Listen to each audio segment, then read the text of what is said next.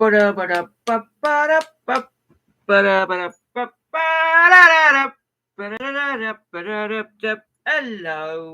again. Completely unprepared as always. Camera's in a dumb position. I tell you what, let me move my little display of cacti and succulents, which I love very much there. Always an indicator of me being personally happy because I collected cacti and succulents to an almost psychopathic level when I was a kid. I had my own greenhouse and stuff. It was crazy. And I had an enormous collection. I knew all the Latin names of all these things. And it was a big deal. I did shows, I did all sorts. I've got stories, which I'm not going to share because they'll bore you to death. You're not here for that, are you? Well, you are here to be bored to death, otherwise you wouldn't be with me. What was that? Music. Anyway, let's get you sorted up on the windowsill. So, any questions, any requests of any kind, don't hesitate to hit me up in the chat. Yeah, I did it. Here's bloody ball in the way. That's the dog, by the way. Right, there you go. You can see the studio. Just tilt you down a bit more. There you go. My rough little studio. My spectral palace of sonic joy. I'm a bit blown out. Let's see what I can do about the light.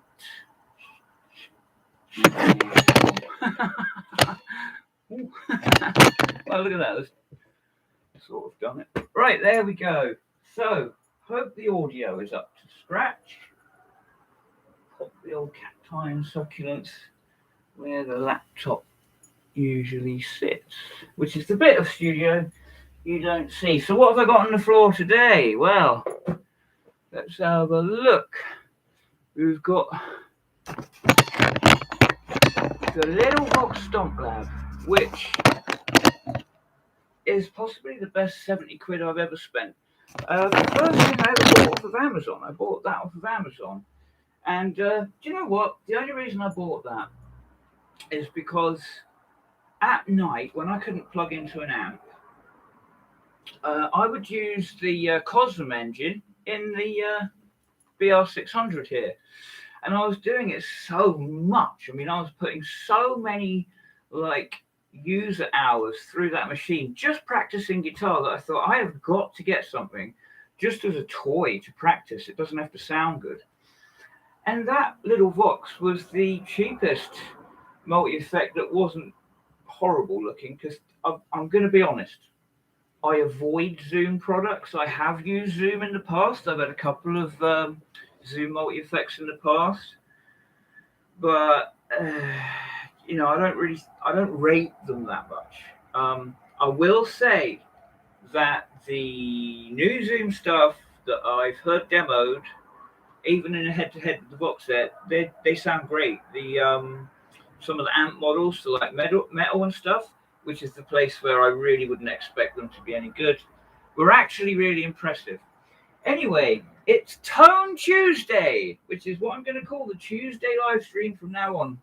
It might not always be live, but it is at the minute, because I can't do it any other way because of the vagaries of Luddite physics and having a laptop. And I don't have a smartphone. Okay, I don't have a smartphone. I don't TikTok, I don't Insta, I don't WhatsApp or any of that. I'm a bit of a knob when it comes to that. So it's like I have a laptop now. I used to do lovely videos with my tablet. Okay, right? But the vagaries of not having an Amazon account and having a tablet, having a Kindle, has kind of screwed me up uploading videos on it. And I was able to film on that, put it on the laptop, and then upload from the laptop. But for whatever reason, I can't do that for some reason. So just bear with me and I'll sort things out. But you know what? I like live streaming. I like it when there's a bit of a back and forth. I'm not really that motivated to do YouTube, to be honest, because, I'm recording, I'm writing, I am completely in it. I'm 100% happy with what I'm doing. you know, it's like I'm on very limited funds, but every month I've been able to put like 100 quid or so like into this studio, and it's come on beautifully. Um, and I'm so happy, and you wouldn't believe that. And in terms of equipment, I'm really happy. I'm really content. I don't care if I don't get another bit of new gear. I could easily just get my head into all of this that I've got. Just the Vox amp there, you know, is a constant source of like surprise, positive surprise. Okay, I've got great Fender amps, classic Fender amps even, for like getting the clean tones that I want, for the clean pedal platform that I require. Um, you know, the Vox, the orange up there, and you know the Marshall up there, which you can't see, but the Marshall you can just see the bottom. You know, they're for a bit of fun. Really, they're studio voices in the same way that, you know, I've got a Strat with a humbucker in the back. Don't know if I've ever shown you that. But it's not up and running at the minute, and it needs a bit of work on the frets. This is a cracking and classic old Strat. This is a wonderful guitar. Okay, and it's got a bucker at the back. I mean, this thing is getting on, okay, and it's had a life. I mean, look at the frets, okay. Look at, and that was me. All right, this thing was pretty much immaculate when I got it. But this is a wonderful guitar. But it's not really up and running at the minute. But even though I've got that, you know, this is something I use because I tune to E flat. And, you know, it's the guitar I use for everything. Right? It's great in the studio, it's great live, does it all. But I really wanted, you know, the classic Strat for the studio. You know, I wanted 3 pickup, okay. You know, the SSS, the single coil, single coil, single coil. You know, which is the reason I bought this. Now, much like, you know, the 3 single coil Strat, you know, the Marshall and the Orange and the Vox are something that, okay, I've got the actual tool already that I like, my preferred setup. This is something else, okay? This is to expand the tone palette. Okay, it's to give me more voices for the studio, and it was really a case of seeing what was around secondhand and what I could afford at the time. The Orange I bought new. I really like the demos. I liked the 12 over the 20 or the 30. I like this particular dirty little sound which comes from having a very small speaker, much like Frank Zappa with the pig nose. And in the Orange amp, which I'm going to demo at some point, I actually look at that as kind of like a distortion pedal with an orange distortion pedal with a speaker attached. I just wanted the orange tone and flavor, and I was astonished that their little introductory practice amp, well, I think it's the second one up, that it gives you that. You know, the Marshall there I got from Mad Malco, the best guitar channel on YouTube. You know, for a very reasonable price, and it was good because, you know, he's gone through it. He's already had it on a video, and so like getting an amp that's you know, it's a bit. I get a personal kick out of having got an amp that was on a video of, like, you know, my favorite fucking guitar YouTuber. Seriously, like, I got a kick out of that, and also, you know, I heard it. It sounds good. The new MGs are good. I would have probably ended up with one, but I felt they were overpriced. I felt that, like, okay, you're looking at 130 quid for the one with the FX, like what I've got. And for another tenner, I could get a Marshall code, and I would like a Marshall code, but, you know, again, that'd be another modeling platform I've got to understand. And it's like this Vox, it's like, you know, every time I use it, I'm digging deeper in it. I would imagine this time next year, I'll still be pulling sounds out of this amp and learning this amp more. Who knows? Changing the 12AX7 valve in it could make a lot of difference.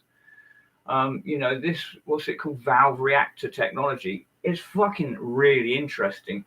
I'll demo that another time. But okay, if you want clean valve sounds, forget it. I don't think this really does it. Okay, doesn't really do it. It's a nice clean sound, but it doesn't really do it. But for dirty sounds and a tubey, and you have that back and forth relationship with the amp, fuck me, I'm doing it. Okay, I don't know if it's actually a popular opinion, but it's like, I think this is one of the greatest fucking amps ever made for the money. Who's about Daniel Durbridge, I found your channel through Mad Malco and you seem like a really nice guy. Keep up. Do you know, thanks, buddy. Do you know what? I should do some playing and stop talking shit. So, I love Mad Malco. He is my favourite guitar YouTube channel, and probably for the same reasons as yourself, Daniel, because he's authentic. You know, there are some great channels out there, but I never quite know whether they're fucking shilling to me on the sly. You know, I'm not going to name names, but there's a very good show that centers around pedals with a couple of geezers. And like, in these tough times, it irks me that they're taking so much cash off of their fucking like view. I'm not going to get into that. It's up to them. If you know, it's a good way to make a living, and it's up to them. All right, so I'm going to do something blue. Oh, first off, it was my birthday last week, and my wonderful girlfriend got me the most wonderful fucking cool thing. She's sick of hearing me moaning about plectrums. Oh my god! And there's been times when I've been shaving down my plectrums to nubs. So she bought me this, and it's a plectrum punch. Okay, now I'll make a plectrum quick.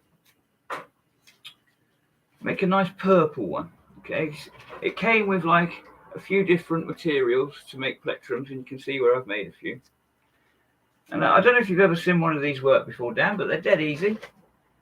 Like, I don't know how much you paid for it, and I'm a gentleman, so I'm not going to go and look. And it doesn't matter. This was a really thoughtful gift, and it's like she's a very supportive lass, and me spending so much time in here fucking irritates the fuck out of her, I think. So for her to support the music in any way is like actually,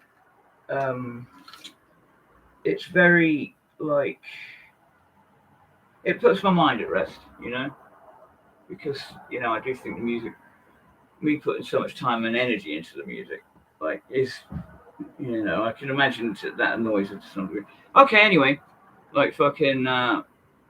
So you load in the thing like so, like you're doing a hole punch in the guitar steady, you know what I'm doing, and then gently but firmly, kadank, and there you go. How about that? And it's perfect. Like, so I've got to find some 73mm material. That's going to be a challenge, but you never know. Like the way things are, you can probably order exactly that. Yeah, and then you just get rid of the bird edges and little bits of flash. You just give it a rub, and there she goes. She's done. And they actually are pretty all right. I could do with a slightly thicker material, but you know what? It's fucking great to have a proper end, a proper decent plectrum.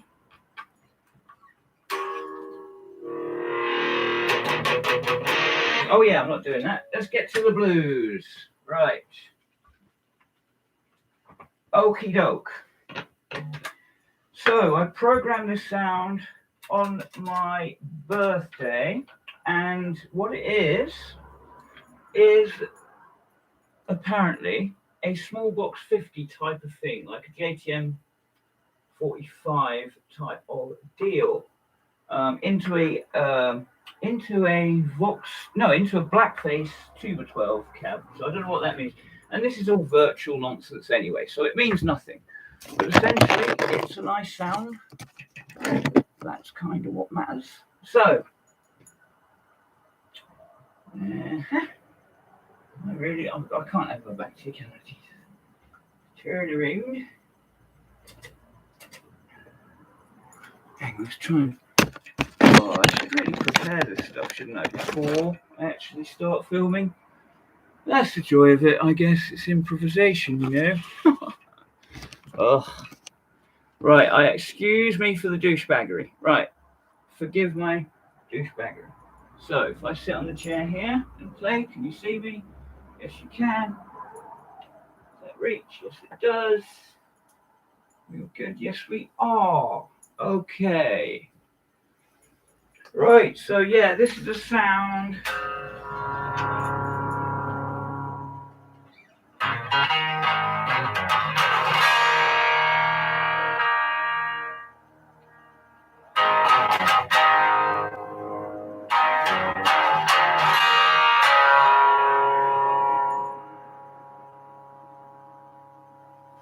and a blues track that I've written, and some stuff going on with the delay pedal.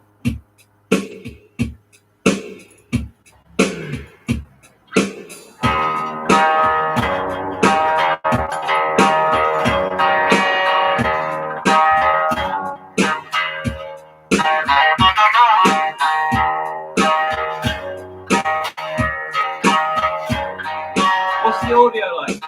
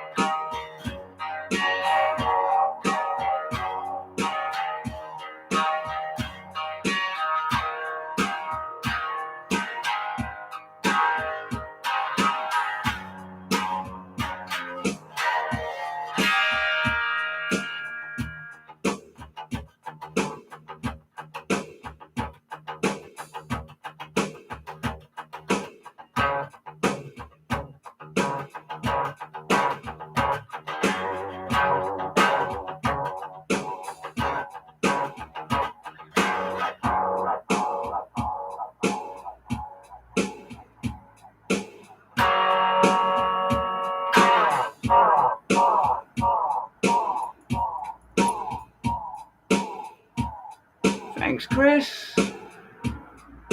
Hey, thank you, buddy. The audio's all right. Thanks, Dan. It sounds all right then.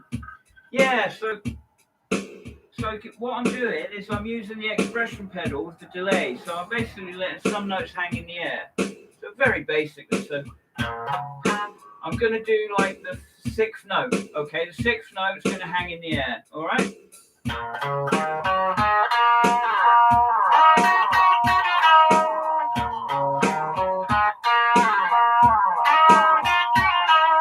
But nothing else. So, like, I find that a very satisfying and very expressive form of using the delay. And again, I shout out the little Vox Stomp Lab. But anything will do it. I'm getting a Line 6 M13 fairly soon, and I'm pretty sure that'll do stuff like that. But yeah, the expression pedal is something that, I implore you to, really dig around, see what you can do with it.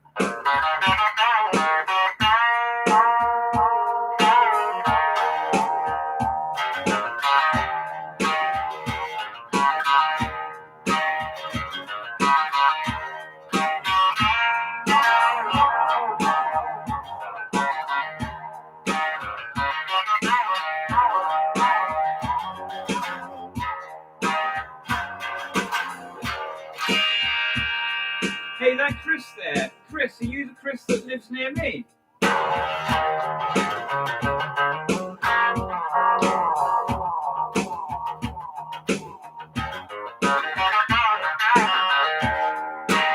Or is that Chris, Chris from Chichester?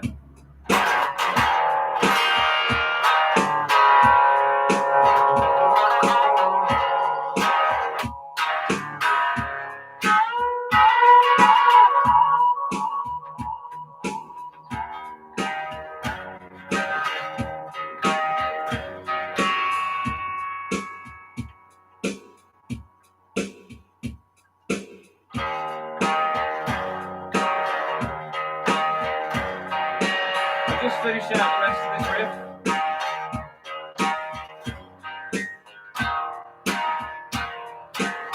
There is another part.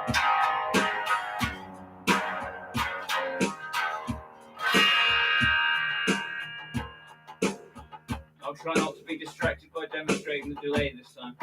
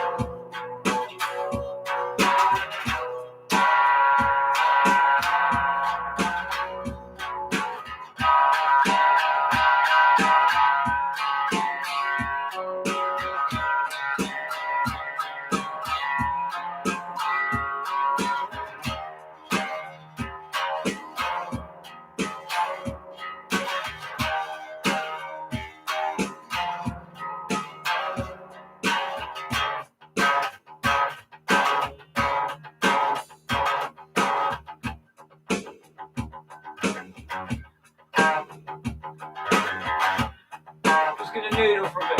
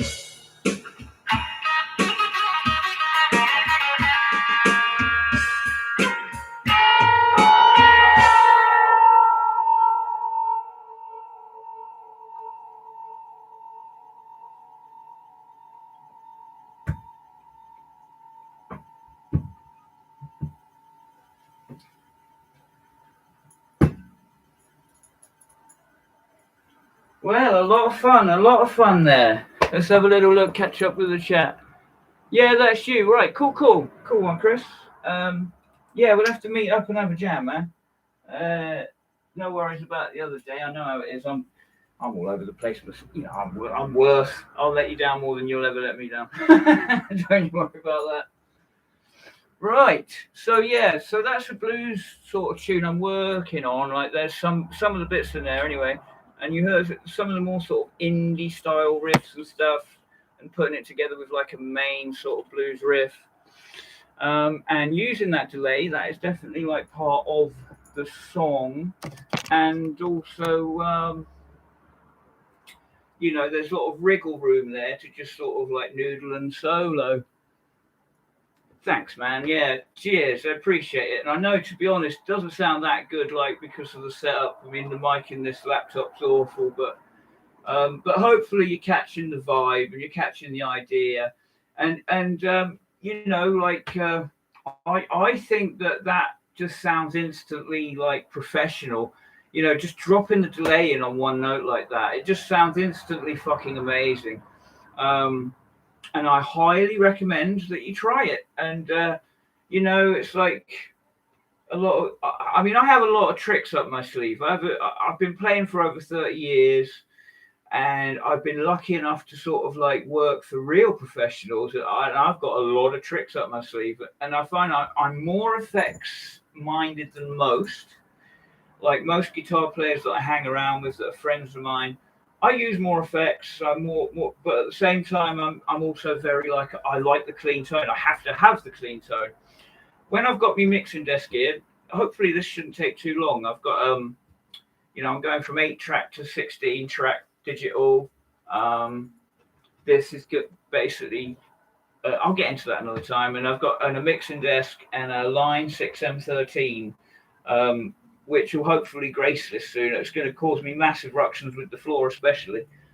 That reminds me, one of the things I was going to show you all today, but it's the pedal board that I use. But yeah, I find that I'm very, effects minded. I use a lot more effects on stage than, my contemporaries. And it's something I put a lot of time into. And right from the very, very start, from the very first pedal that I had, which was a compressor, an Arion compressor, grey with the white battery cover that has compressor written on it. I don't know if you guys remember that. Pedal I got after that was fucking amazing, and it was a present from Russell Brown, bless him. A Boss Super Overdrive and Feedbacker, or overdrive, like distortion, super distortion. No, that was it. Super distortion and feedbacker, because they had to change the name later on because of DiMarzio sued Boss or did a cease and desist on Boss. But yeah, great, isn't it? Eh? The plectrum clipper, isn't that the fucking coolest thing you've ever seen? And it really made my day, actually. And it's a problem like solver as well. It's like I've been. It's true. I do moan about plectrums a lot. I bought a big bag, 6 weeks ago or something like that, and my plectrum habit's pretty heavy. I can do 2 or 3 plectrums in an afternoon, and that. If I'm really at it, I can do 2 or 3 plectrums in an afternoon. And I'm very fussy. It's like, basically, what happens with the plectrum is the end gets sort of burred and it gets sharpened like a knife on one side and then the other side. And so, like, once it gets a certain way, it loses its precision completely. You need a nice rounded end, otherwise all the precision is lost. And so I get a razor blade and I scrape the burr off until the point comes back. I've been doing that a lot, and it's like ridiculous, really. I should. You don't hear of many guitarists like having to resort to fucking, shaving their plectrums back into shape.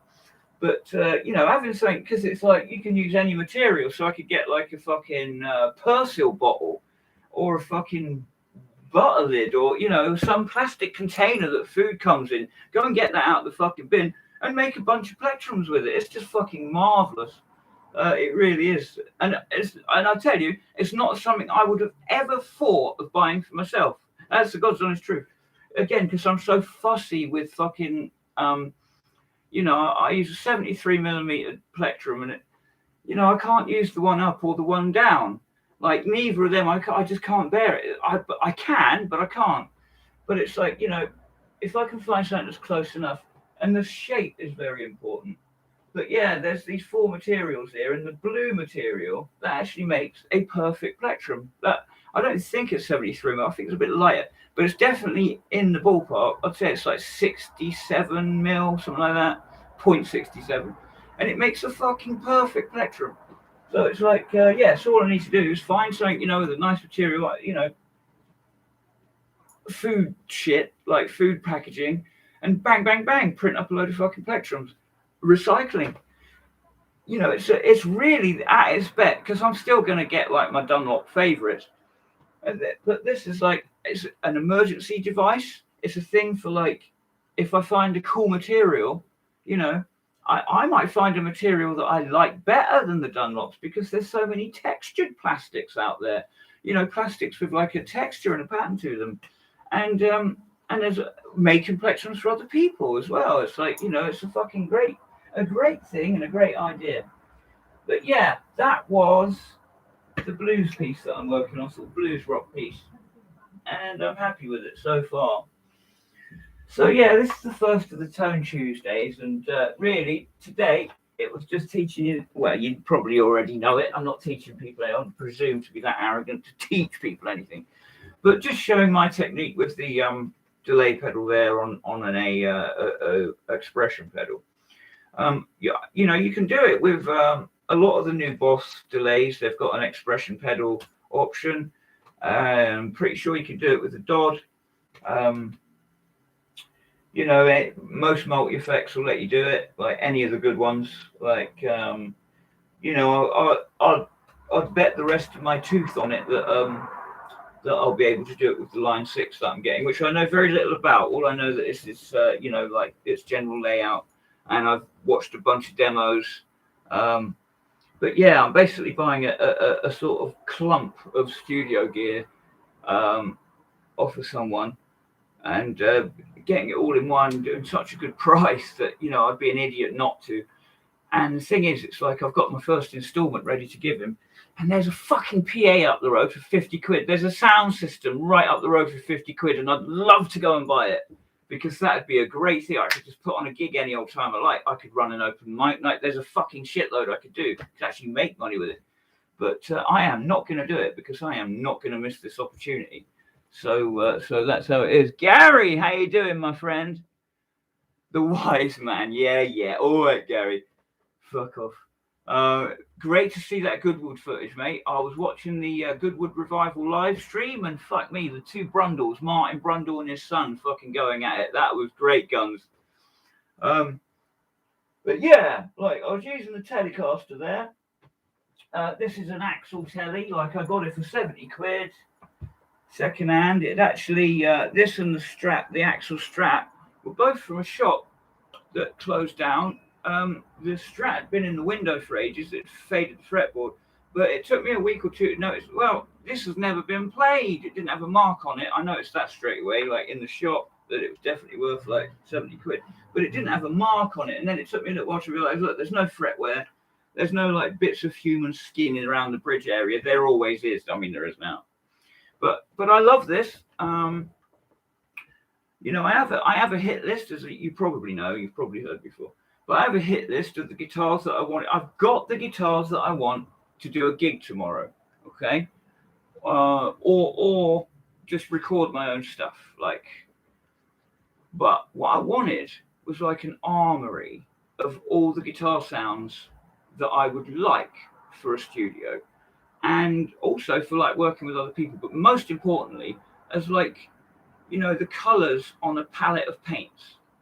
So that's why I was saying earlier, the 3 single coil Strat, and basically, yeah, the Telecaster, the Les Paul, these things were on a hit list, like a list of guitars to get for this studio, and this is one of them. And I'm not going to change a thing about it. I don't think these Axel by EMG pickups are very well regarded, but they work for me in this instant. They're very microphonic, actually. I'll demonstrate something I found earlier. This blew me away. You're gonna like be marveled at this. But this is gonna knock you out, right? Oh shit, idiot! Please do that. Yeah, you need to be switched on for this. Right, this was by accident. I noticed this. Okay, I've got a Tickety watch. It was a present from a very dear friend of mine, and I love this watch. It's not anything outrageous, okay? It's a nice watch, okay? But it's not anything outrageous. But I had my hand by the pickup earlier, and it did this. This is mental. Now it's not doing it. Oh, yeah. Turn the volume up, dickhead. Oh, I need to turn this way up for you to hear that. Right? You won't believe this.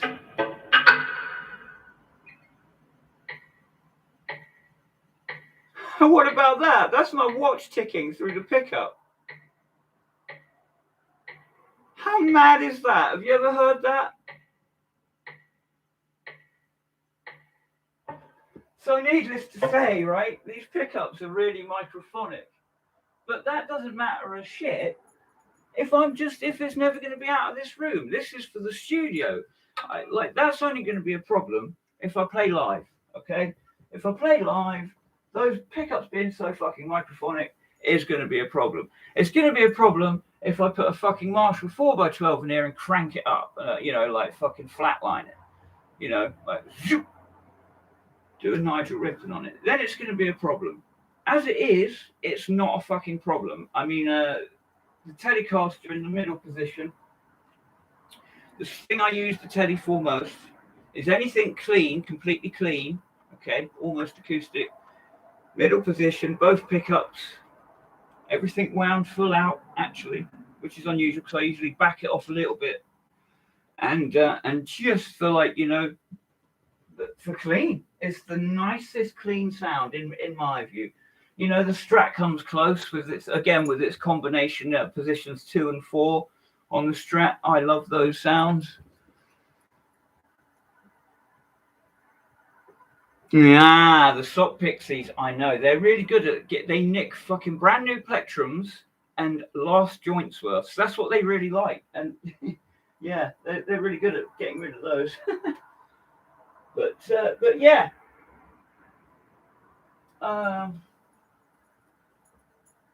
Let's wind this down.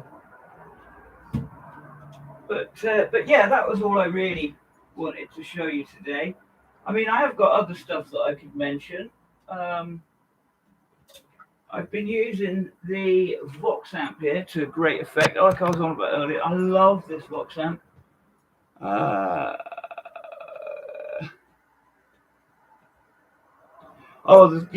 watch? I know. But you've got to have a really micro. How do you do it live? You'd have to do like a Pink Floyd trick, have your backing tracks. Yeah, it is. I was going to put it on a delay. I mean, it was by accident. I had the guitar on my lap and I put my hand down and I was like, tick, tick. I thought, what the fuck is that? Yeah, I couldn't believe that my watch was coming through the fucking pickups. So there, the Vox amp,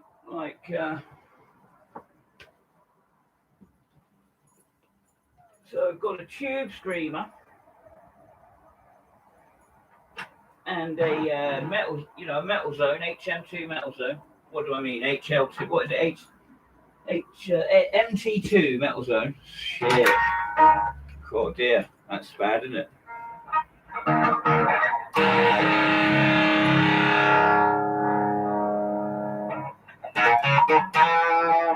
Right, this right now is a model of a Fender 65 Pro blackface with a clon.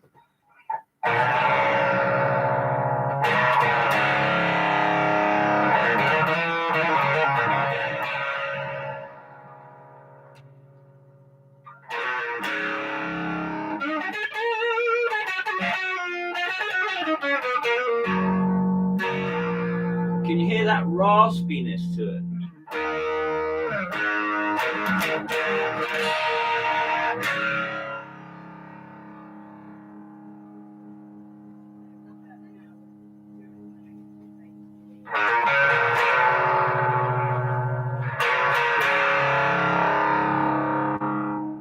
I think that's great. Right.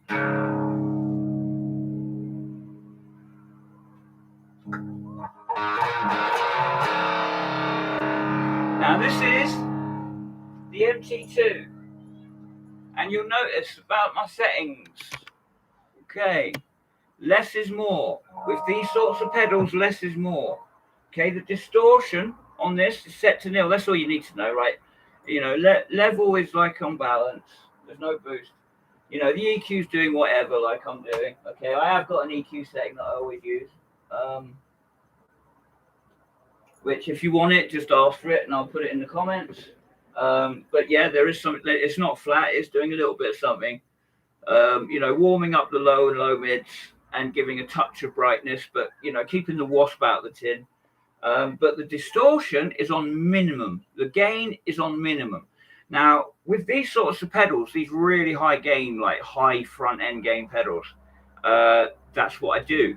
Like they nearly always end up set up on minimum.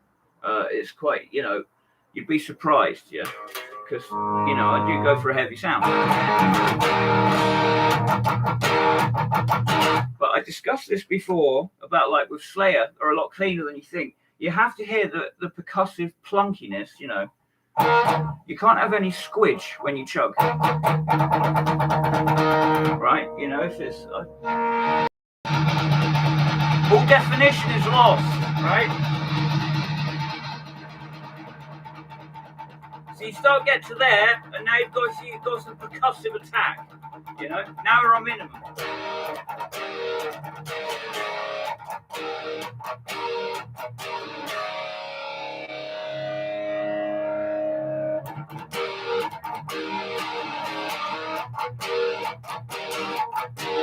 Now, Tube Screamer is set at 9 o'clock, so not quite minimum. The drive is set at 9 o'clock, yeah, so not quite minimum. Volume is at equity.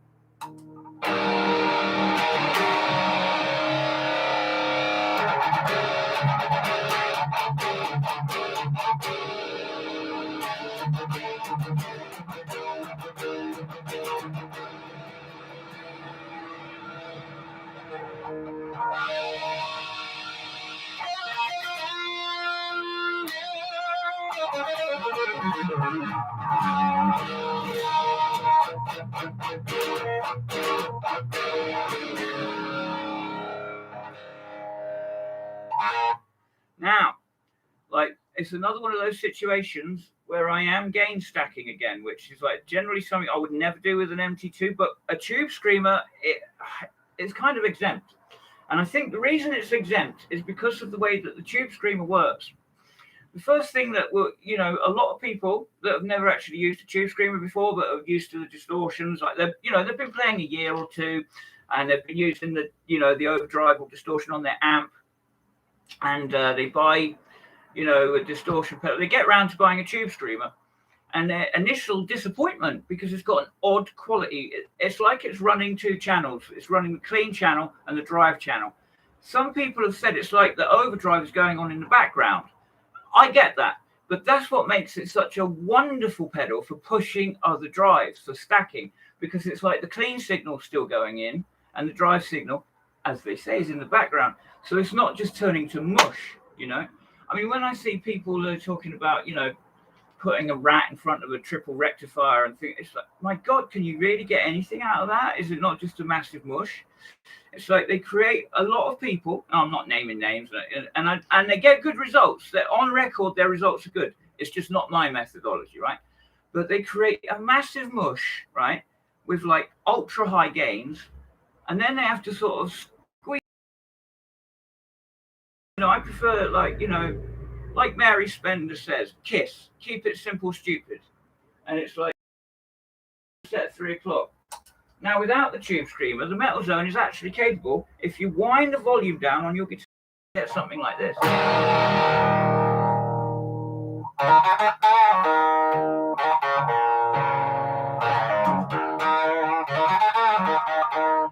Which is like a really guttural, nasally, like overdrive, and it's like a really hard, broken up sound. It's like stroby.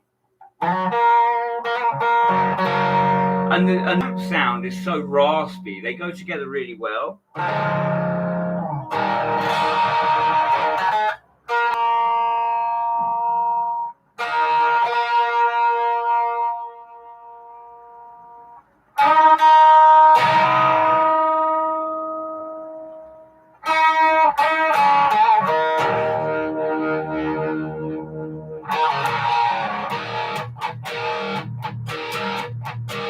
Without the Tube Screamer.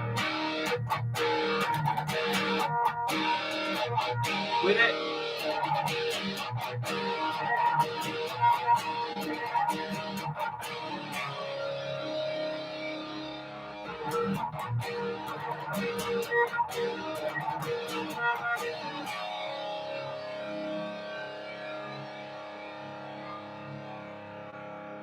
So you're getting a lot of sustain. You're getting a lot of sustain and a lot of dynamic, and it's like mixing that soft clipping with this like incredibly complex and ruinous like MT2 circuit. it's a really interesting sound. So pretty much any drive sound, like one of the first things I'll try is winding it down back further than where I would like it to be, and then using the tube screamer to push it up to it. Couple of reasons for that. One is because like I'm always having to back off the drive where I like it to be in songs to do like rhythm parts, to do slightly cleaner parts, to do parts where there's something like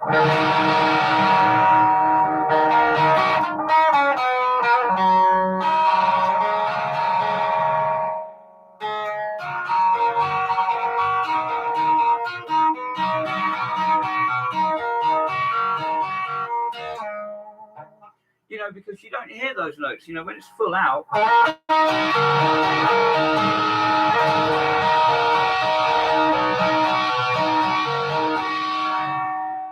It's a mush.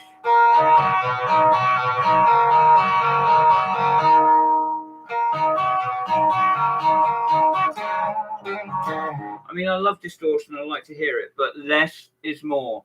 You must hear the notes that you're playing. You must never let the distortion cloud the notes that you're playing. And the easiest way to remedy that is back off. But yeah, there's a couple of tips for the day. It's Tone Tuesday. I will be doing Tone Tuesday, sometimes on a Wednesday, sometimes on a Friday, because after the Tuesday's gone, who's gonna know? But yeah, Chris, if you want to meet up sometime, that'd be fucking great. And yeah, I hope you've enjoyed today. And if you're not subscribed, make sure you're subscribed. If you've not subscribed on your girlfriend and your mum and your dad's and your fucking sister's channels and whatnot, quickly sneakily do that. I need to get up to 1,000 so that I can do community posts. I mean, that'd be handy. And yeah, check out Mad Malco. If you've never seen Mad Malco, go and check out Mad Malco's channel. I'll put a link below in the comments. And yeah, keep safe out there. Any questions you got, like anything at all, if I can help you out, I will. Anything, stick it in the comments below, and I'll get back to you, because I do read the comments. Like, I've got few enough subscribers. I'm really happy to be up to 164. That's so fucking great. It is growing, and it's a nice feeling. Although, as I said, the YouTube is very secondary to everything else that I'm doing here. It's like there are many times when I think, oh, I'll stream today, and then I get caught up in what I'm doing, and I feel that like what I'm doing creatively is more important than promoting myself out here now. Okay, it's like, believe me, when I've got this done, and I'm getting the fucking acetate printed up, I'm going to be here a lot. I'm going to be pushing. But at the moment, I've got no album to promote. I've got no gigs to promote. So what's the fucking point? I'm really here. I enjoy very much going on other guitarist live streams. And I really love it when you guys turn up. Hello, Rock. We got a great stream. Rock on. See you next week. You've been here the whole time, Dan. Wow, good man. Yeah, I expect I'll see you around Malco's at some stage. And Chris, we'll hopefully meet up soon. And I'll see you on Facebook. And yeah, check out Black 2 Fox on Facebook. I'm Tim Fox also on Facebook. Thanks for hitting the like button. And yeah, like I say, any questions, anything at all, like hit it in the comments. Oh, another thing, I'll talk about this next stream, but it's like, I don't want to be hitting people up like in these times, right? Everybody's having it tough. I ain't going to be hitting people. I'm not going to be setting up any super chats or any patrons, any Patreon, any bullshit like that. But if you've got gear that you're not using, that's just sticking around, if you want it, throw it my way. Like fucking, it will be fucking massively appreciated and definitely used. And like I was thinking, like, well, I don't want to be like hitting on like my my viewers and subscribers and whatnot, and my mates. I don't want to be fucking punching them up to fucking support me. Like, I believe a man should, anything he wants to do in life, he should do it at his own expense, right?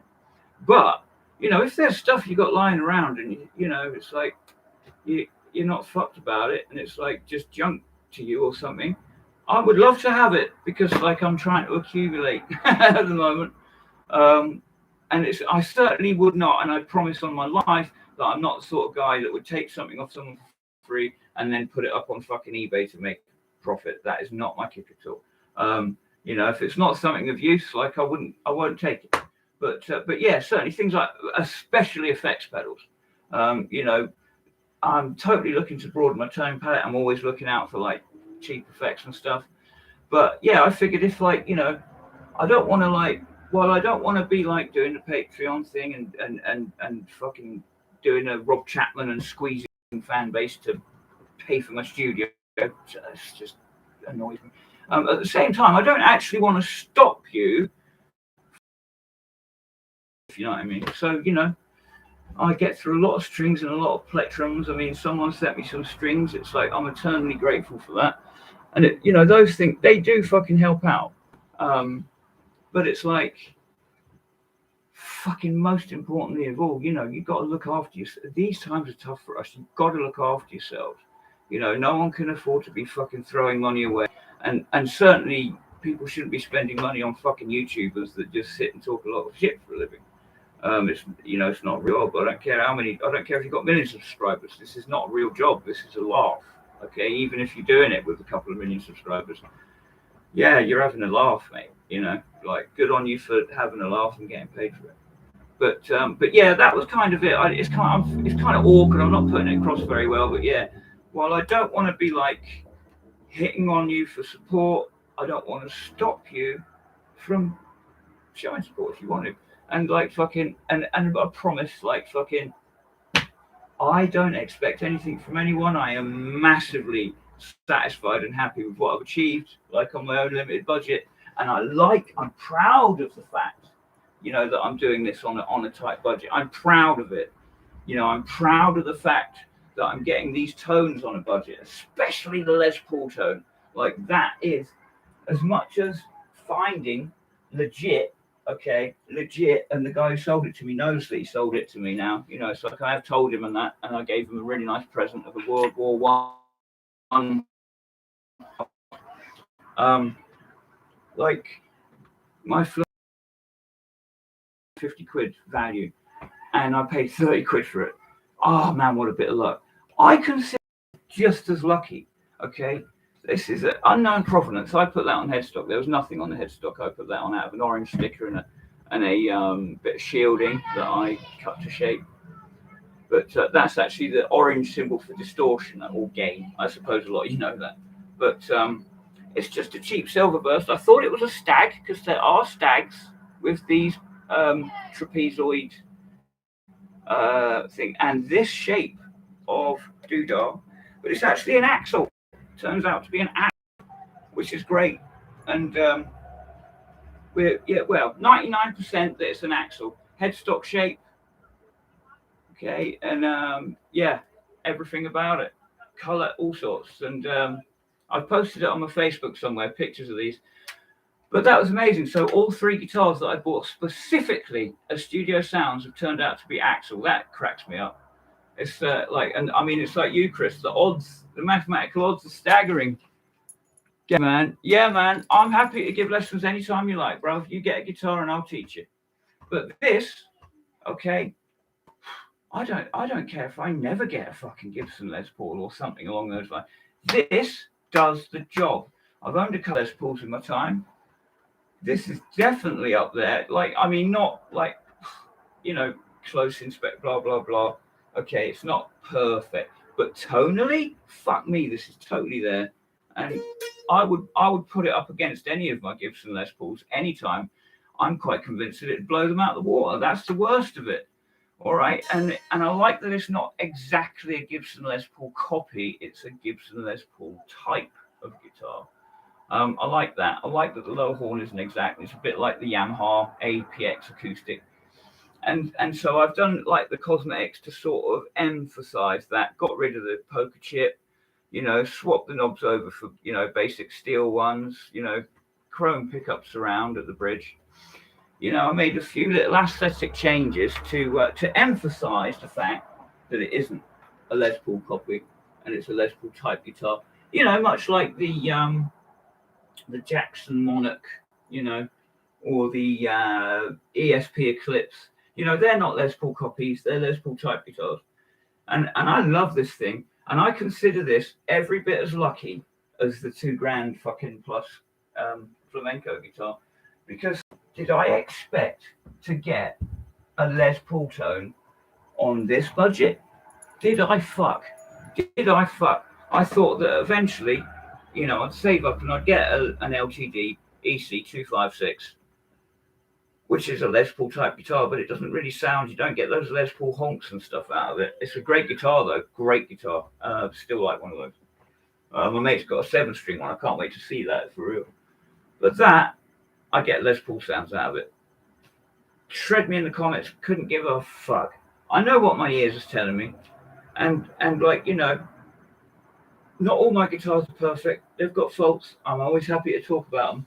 But that one, even though it's got dog shit pickups, it sounds amazing. I cannot wait to put good pickups in it. Anyway, that's going to do me for the day. I'm glad that I managed to talk about tone and use a metal zone. Two of the most irritating things that I could possibly have done. All right, bruvs, you look after yourself, and I'll fucking love you to bits. All right, all the best.